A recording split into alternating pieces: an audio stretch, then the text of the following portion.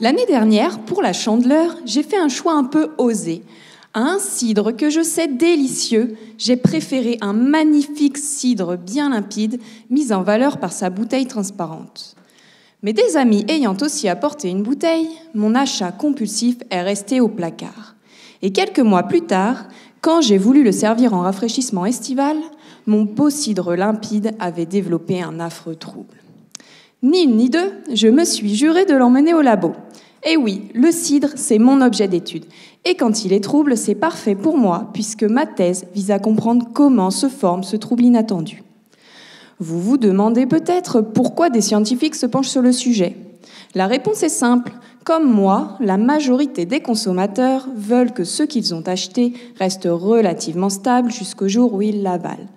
Or, à cause de ce trouble qui apparaît en quelques mois, une quantité importante de bouteilles peut parfois être renvoyée aux producteurs, avec des conséquences économiques qui peuvent être désastreuses.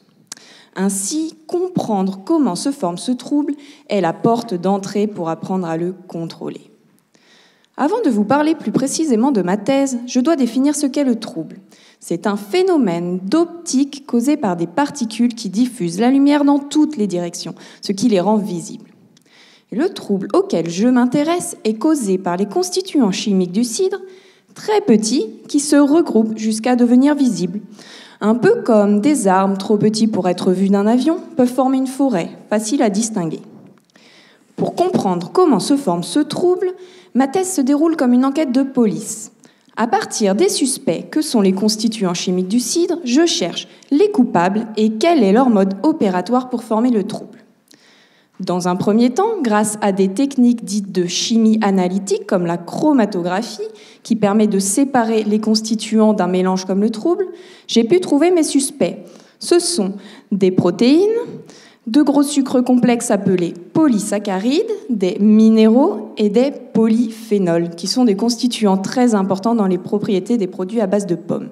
Et parmi ces polyphénols, nos principaux suspects sont ceux qui ont été oxydés, c'est-à-dire modifiés chimiquement par l'action de l'oxygène de l'air. Ensuite, je dois comprendre le mode opératoire de la formation du trouble en faisant une reconstitution du crime. Pour cela, je fabrique un faux cidre appelé solution modèle et j'observe comment interagissent mes différents suspects pour former le trouble. Grâce à cela, à la fin de ma thèse, j'espère avoir identifié les vrais coupables et comment ils interagissent afin de pouvoir proposer des solutions satisfaisantes à la fois pour les consommateurs qui veulent du bon, stable et sans trop d'additifs et pour les producteurs de cidre soumis à des contraintes pratiques, économiques et légales.